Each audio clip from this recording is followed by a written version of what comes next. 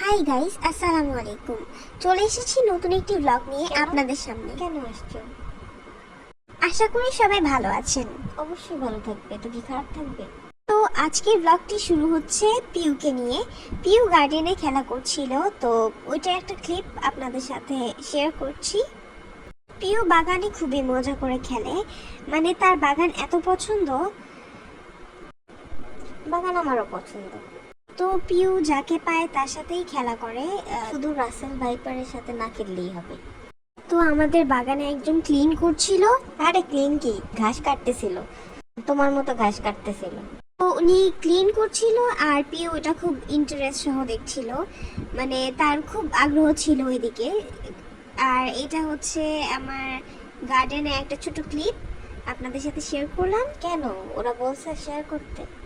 তো এদিকে পিউ খেলা করছিল, ও দৌড়াচ্ছিল এদিকে আর ওদিকে। কত বলবা, খেলা করছিল, খেলা করছে, সবাই তো দেখতেই পাচ্ছে। পিওর অ্যাক্টিভিটি দেখতে ভালোই লাগে। সকাল থেকে সন্ধ্যা পর্যন্ত সে একই রকম ভাবে অ্যাক্টিভ থাকে, মানে তোমার মতো অলস না তো, আসলে খুব এনার্জেটিক। আসলে ও আসলে পড়ে পড়ে তো ঘুমায় না, এই জন্য অ্যাক্টিভ থাকে। না, বিড়ালরা আসলে এমনিও অ্যাক্টিভ থাকে। আর ও তো ছোট, তো এই তুমিও কারণে। তো বিড়ালি আজব।